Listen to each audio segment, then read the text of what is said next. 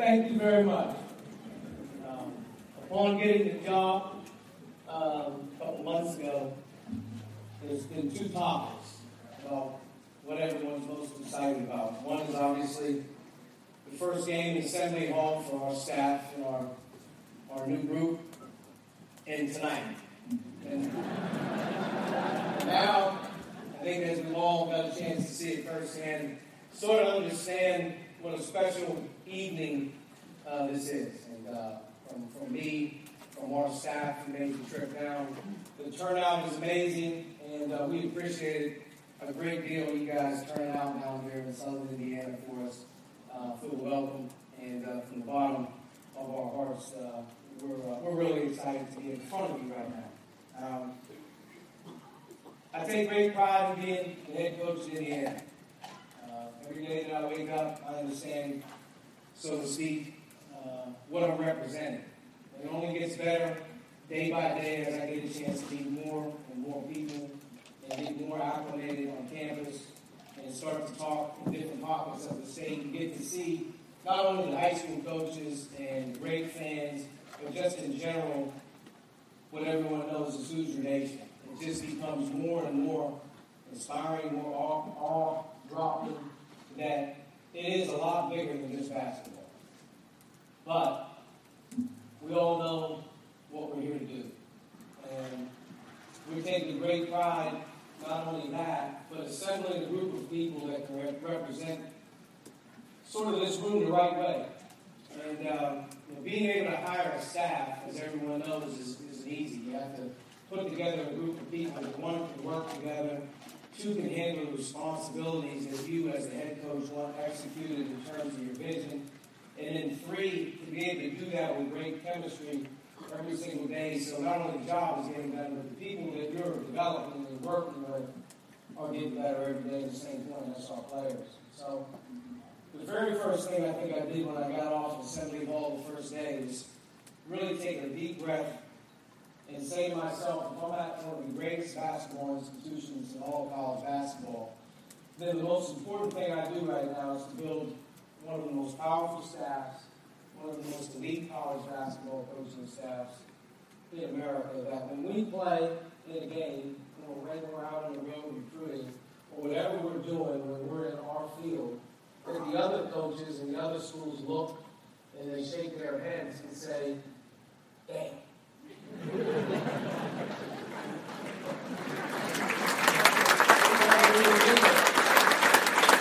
We've all been there at times when you know you're in competition, whether it's recruiting, business, whatever, and you look at your opponent and say, yeah, all right, we'll be okay on this one. And then there's that other one, and you turn around and you look and you're like, shit, this is not going to be. This is going to go the way we wanted it to go. And that's what we try to do with our staff. And our three full-time coaches that are on the court and are obviously allowed to lead and recruit, those three guys are obviously essential to our success. We also have a number of guys in operations which I value as much as any, and I think impact winning just as much as myself. And there's components to our support staff, whether that's Tim Garl, who's with us still, and then adding the guy that we brought in our strength and conditioning capacity, who I'm going to do in a minute. That has got to be an elite team. And I think, Tom Holstrom, Bruiser Flint, and Ed Schilling, all three of those guys have probably been talked about a lot. I'm sure you guys probably read on the internet what they're wearing right now. 45 seconds ago when they walk in the door, everyone kind of gets their fill around here what we're doing. But Tom was with me at the University of Dayton, where Don really kindly put it. There were some tremendous moments there with us together. There's a great trust with me and him. He's our associate head coach. He's been in college basketball 20-plus years. He's excelled at all levels, recruiting. But being able to work alongside Tom day to day, there's one thing that's really apparent, and it's the number one driving force of what we're doing, which is the total development of our players. And it's just not on the court, it's off the floor, it's in the classroom, it's their families, it's everything about what we do on a daily basis and being able to connect and develop and make them better. And I've been with Tom now 6 years straight every single day, and he's one of the very, very best. And the other thing that he's been doing, and one of the reasons that we hooked up the first time, is, Tom's responsible for really helping Billy Donovan reach his first national championship game and lost to Michigan State. A lot of those guys that were recruited and coached, Tom was there for that at the beginning stages. And he's been in that arena, not only the recruiting arena and competition, but he's been at a high level. And thankfully, he was able to do that. He helped us create something that Dayton hasn't been done. Bruiser Flint, close to 400 wins as a head coach. There's not a whole lot of people that you're ever going to ask a question about regarding Bruiser that's not going to come back glowing in terms of him as a person. When you're able to coach for as many years as he has, you're able to be a head coach for as many years as he has. How many players has he recruited, developed, and graduated over the course of his time is mesmerizing to me. And to be able to bring that element to our staff, to be able to bring that element to our players, he's such a veteran guy who's going to have so many different types of situations and bolster us. And Bruiser also is another guy he's coached in the Final Four. And he's been there, he sat there. He knows what those players look like. He knows what it felt to make that run. And I always want guys around me that have been in that environment. And Ed Schilling, a native Indiana Hall of Famer himself, was able to pluck him away from UCLA very shortly after getting the job to bring him and his family a little bit closer, number one, to their families. But two, when I spoke to Ed on the phone a couple times, and he started to talk about the state of Indiana, when he started to talk about guys in the 40s and 50s that were in the Hall of Fame, I started to say to myself, man, I probably need this guy around a little bit. He can tell me what's kind of going on with the people that I need to know, and then you start to figure out his track record as a coach. Legendary instructional coach on the floor, renowned developer, not only of young players, but pros. He's coached in the NBA. He's been a head coach in college. He's been at UCLA. He's won state championships at Park Tudor.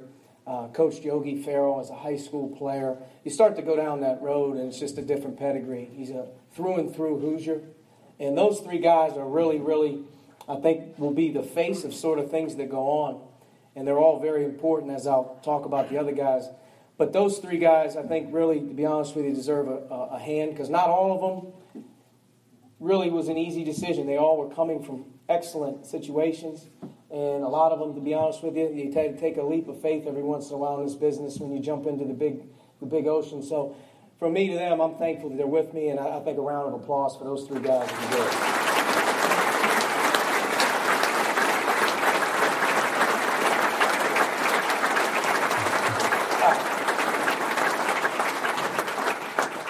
The other guys, there's two operations guys that I brought with me from Dayton. First is Bill Comar, and Bill's been a long-time family, not only friend, but also very loyal co-worker.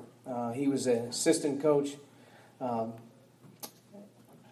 me go back. He started off at Miami University in Oxford, Ohio, where Herb Sendek, my college coach, got his start. And Sean Miller and Thad Matta were both on that staff. And that's where Bill was sort of introduced into our family tree, so to speak. Bill then been a number of different places.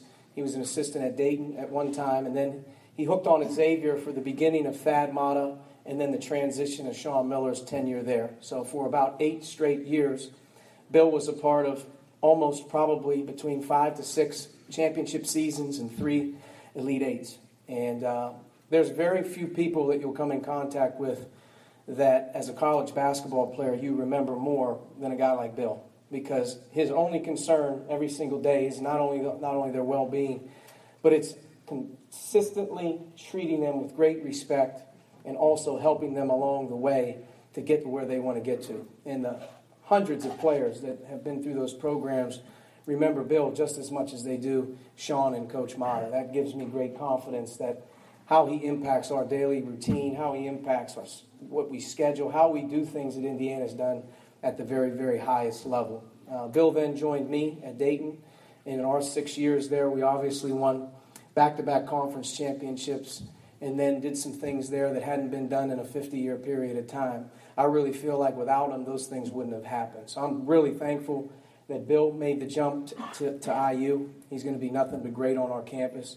Ben Sander is also in a full-time capacity. Ben's moving up the ranks fast. He was a 4-year undergraduate manager at Arizona, where at that time at Arizona, I believe they went to back-to-back Elite Eights and lost to Wisconsin in both. Then he finished, and then he joined me as a graduate assistant, and from there, within a year and a half, he's already full-time at Indiana as not only assistant operations, but very, very vital to what we do with our players in terms of traveling, video, you name the things that we ask our guys to see and improve on every little thing in their life. Ben is very fast in the big game here, moving up quickly. So, very talented guy that's here. And then one of the great moves that I made, I honestly am going to give myself some credit on this next one. No one believes in the training of a player 12 months out of the year more than me. As you can see, I played at NC State, and a lot of you are bigger than me. A lot of you are probably faster than me. And a lot of you can probably say to yourself, there's no way he played in the games. I did, I won't go into it. But there was no way I could do anything in the game of basketball if it wasn't a maniacal approach every single day. You had to love the game, you had to love the work, and you had to train harder than anyone else just to give yourself a chance. And I believe in training guys properly. I believe different times of the year need different things. But the game of basketball is an everyday game. You have to be getting better every day. And I think there's a real secret to success with the best, that when you're not around, the most important person that is around is your strength and conditioning coach. Okay? And a couple years ago, we went through a transition at Dayton through our strength program and had a chance to connect with Cliff Marshall. And Cliff is a long-time strength and conditioning coach. He's been at the collegiate level in football. He's been in the private sector in terms of training elite athletes, and he's also been in the National Football League in connection with the Cincinnati Bengals. So with all that, he came up one summer and worked for about 12 weeks with our team. Not only did we get the best results in my entire time as a head coach, he also, to this day, still communicates directly with the players that he wasn't with every day. I started to say to myself, man, there's something about this guy, because not all these guys like going in there and working hard all the time. You know, the strength coach sometimes can be the bad guy, can be the good guy. Cliff was always the good guy. And every time a guy left that weight room, he felt so good about himself that at the end of the day, they kept the relationship going. And I think in the development of a young guy and a player, you always want to surround him with people that care about him. And Cliff's the very best, but the results speak for themselves. So when I had a chance to kind of look at our situation here, part of being a national championship program, part of being a Big Ten championship program, part of it is, yeah, you got to get great players, but you have to have people in place that when they're there, they can thrive. And I thought about Cliff right away.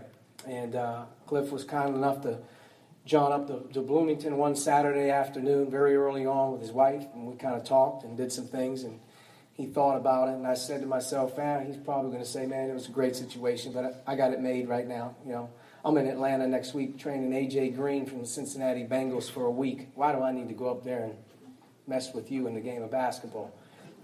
And then when he called and said he was coming, that's when I really knew how powerful a place that we were at, because I knew he wasn't going to go just anywhere. And part of it was, not only do we get to develop the best of the best and put guys in situations to change their lives, we also have a chance to do something else, which is we have a chance to build a contender every single year. And Cliff Marshall is one of the great, great people that I've been around, but I also believe this. He is the one difference maker that as we get going here and do some things, you're going to see some tremendous strides by some of our guys from year to year. And that's our goal. You know, that stride is something that we're constantly on a quest to get. So that's the staff that sort of came up here, and we're sort of in flux. Derek Elston is still back on campus and is director of player development. He's getting off and running. We have a couple of GAs back there working with the guys while we're gone. And there may be a couple other moves, but this is pretty much, you know, about 95% of the group that's going to try and get this thing done for you. So we're thankful. I'm thankful that we're all together, and I think you guys will come to see us as a group that, you know, you can be proud of. Because the way we're going to do things is really going to be about getting them better, showing them how to do it the right way, and at the end of the day, playing for what's really the ultimate goal, which is to be a part of Indiana, which is bigger than any individual. And I think if we can create that, you know, this is the group to do it. You know, where we're at right now, a couple months in, we're in a unique time of the year where it's summertime. And, you know, in most cases, You got players in summer school, some are home, some are away. We gave our guys an option for the first 4 weeks of the summer to get out of Bloomington. Thought it was really important for those guys to clean their heads after a busy spring. And all but 5 chose to go home. And those guys that went home took a 4-week period. They'll be getting ready to come back. But the 5 that stayed, one of the reasons they stayed was they really wanted to get a jump start on our program and understand what's going on. And Deron Davis, Rob Johnson, Colin Hartman, Juwan Morgan, and Kurt Jones are all on campus right now, and they've been there getting ready to finish their 4th week with us. And all of them have done a tremendous job. Great workers, great kids, and it's really been fun to be around them with not a whole lot of traffic going on. You get a chance to really see what they're about, see how they work. And Deron, I know a lot of people have probably heard me say this, but Deron's got a new job. He's got a new role. Whatever he thought it was going to be during his freshman year, whatever boy, I wish I could play 40 minutes a game. I wish I could do it. You can. You're all good now.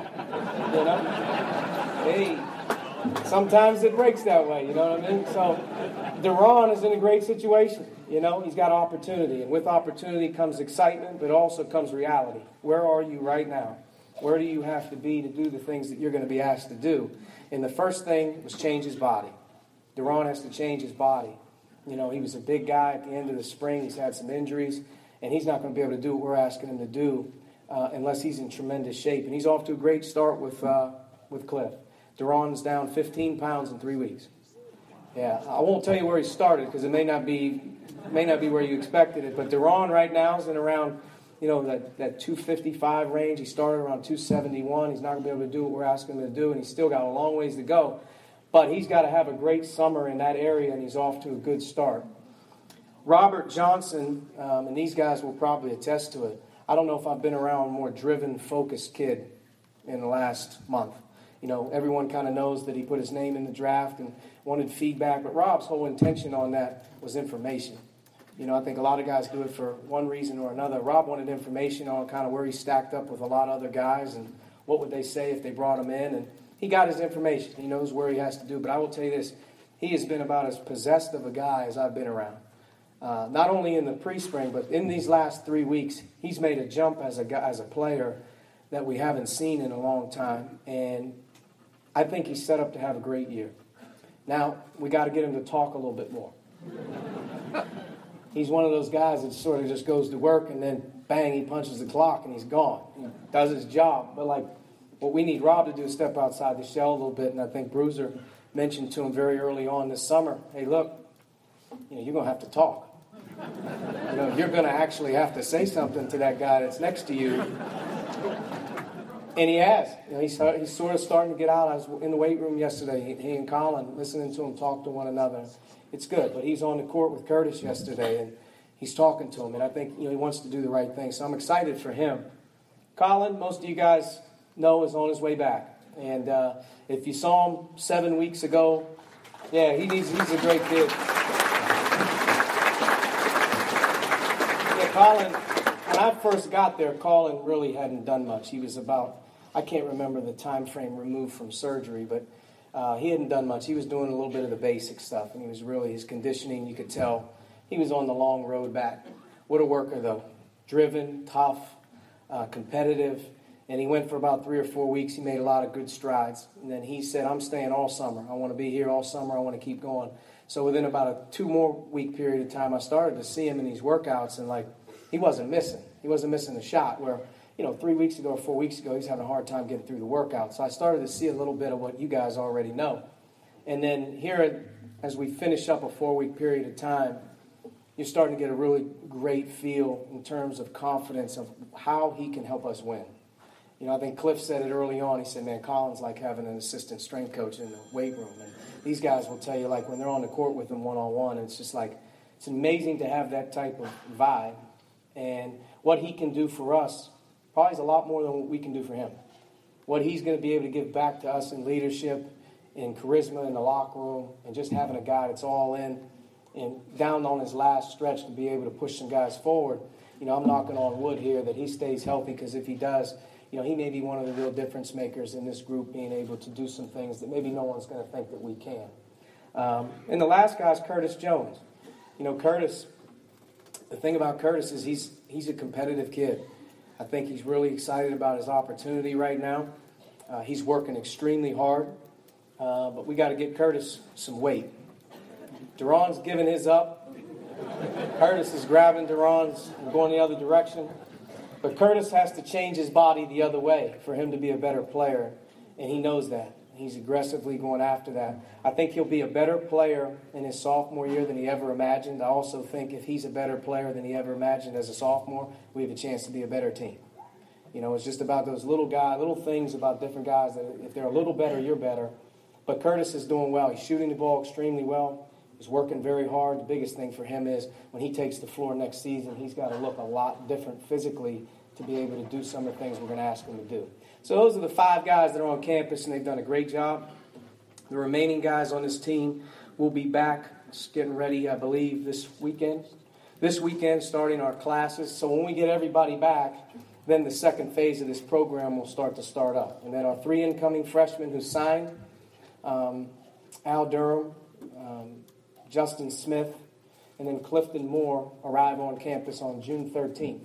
So once we get them there on June 13th, that's when we're really going to try and turn it up a little bit and see what we can do as a group. So it's going to be a fun summer. It's going to be challenging for us. I definitely want to take the fall knowing more than I know now, and I know they want to get into it as well. So we're going to have a busy summer. It's going to go fast. And then I think the last thing that I'll talk to you about, and then I think maybe a couple questions, would be about our future. There's a lot of people, what do you expect next year? What do you expect? I don't expect anything right now. And I think the big thing for us is to get our 2 feet on the ground and run our program the way we want it run, with no distractions and no deviations, because we know it works. And once we can finalize a style of play that we believe in, that everyone around here understands can beat anyone, once we recruit championship-type players to come in here and do the things that we need them to do to be Indiana, and then the third thing, obviously, is the development of our players. Once we get those 3 things going, we've got great players, we have an amazing style that they fit in, and then growing them physically and mentally into what we hope is, at the end of the day, one of the places that pumps out as guys that get better every year. We want to be known for a place that not only develops pros but develops great people. When we can get those 3 things going with the right people around them, then some of these things will take care of themselves. So that's the most important thing for us right now, is to get those things established. And then once it's time to play, I think you're going to see a group play real hard. And I'd leave it at that. I think if we play real hard, we'll be okay. We'll figure the rest of it out. But one thing they won't say about us is we don't play hard. We'll play real hard. And at the end of the day, when they pick us up off the ground, you guys will all say to yourselves, proud of that group. They did things the right way. We'll get back at it. Maybe we'll win more games. Maybe we'll get better players. But we're going to play real hard. And at the end of the day, if we don't do that, pile it on. You can pile it on me anyway, but pile it on, because that's what we have to be defined by, our effort level and our commitment to doing things in that way. So I'll leave it at that. I don't know if questions or something that is something that goes on here, but we can probably change the blueprint tonight if that's the case.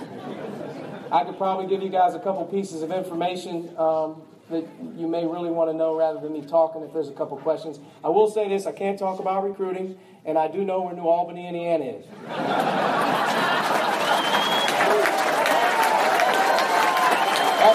That should help. That should help probably, I don't know, what is it, 900 in here? That's 900 questions that don't need to be answered tonight. So we got that one done. If there's a couple I can take before we get off the deal, I'd love to just answer a couple so you guys get some. Yes, sir.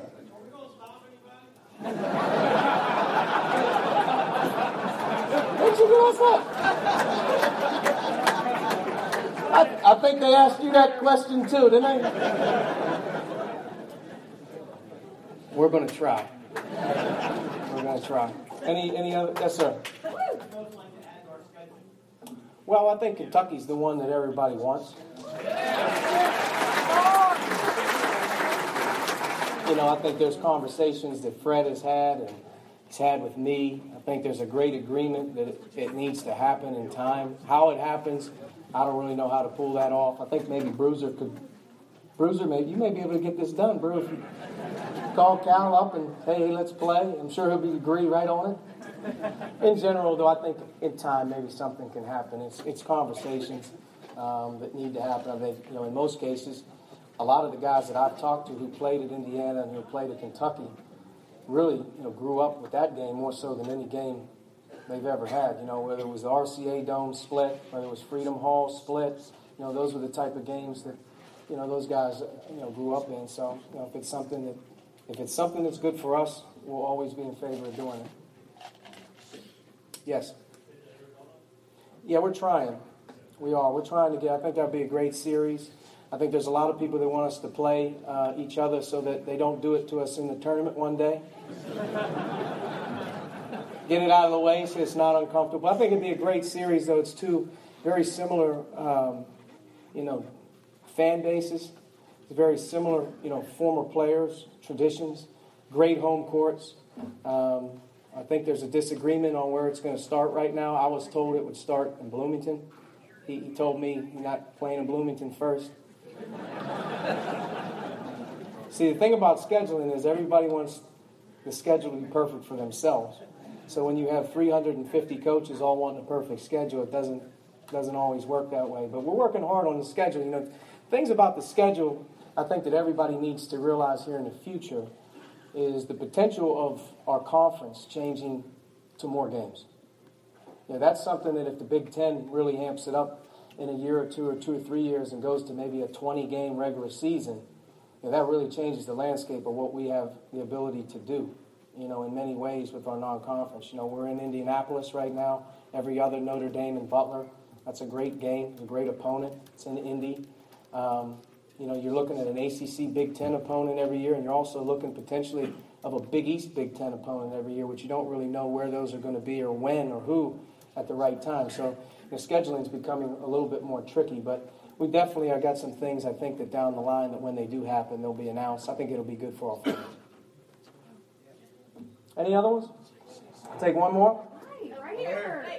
All right. It's Miller time. Okay. Is it Miller time? Is it Miller time? Yay! I don't know.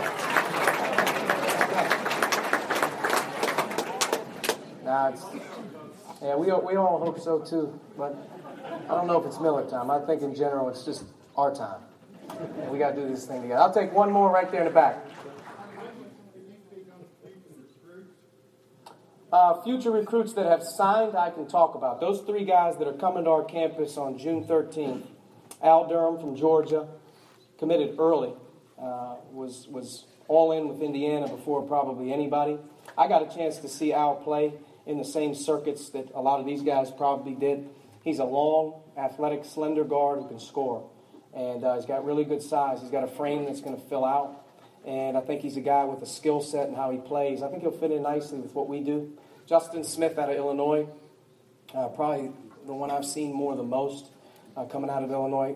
Probably, comes in as an elite athlete, talent, about 6'6", can really play above the rim. Oozes with potential. I think the one thing is to redefine him is, to figure out how he impacts the game, shooting the ball and doing some things as a freshman from a talent perspective, though. One of the more talented guys who's entering the league. And then Clifton Moore is probably a little bit unknown to most just because he's from the greater Philadelphia area. But Clifton was a guy that was on our radar, being in the Atlantic 10, got a chance to see him play in the summertime. And 6'10", really skilled. 6'10", really skilled. And he's got a frame that's going to grow. And he's going to be a true, what I would call a versatile forward in time with his size. Being able to shoot the 3 and being able to do some of the things he can do. So I think down the road, you're going to look at a guy that's really going to grow up before your eyes and have a chance. All 3 of those guys play an important role. It's kind of like, the opportunity to come to Indiana right now is one of which everyone is sort of on the same plane, as no one's been given anything. So those 3 guys coming, the hungrier you are, the better they are, the more they add, the better we'll be. And if you play as a freshman, if you earn an impact, if you earn an opportunity, in most cases, that's a great springboard for your career. So we need those 3 guys work, develop, and we need them to be sort of a bridge here in the future, because as we recruit, a big class and another big class as we graduate, we need some guys that are here getting better, that are sort of foundation guys. And if those three guys can do that, we're very fortunate to keep them.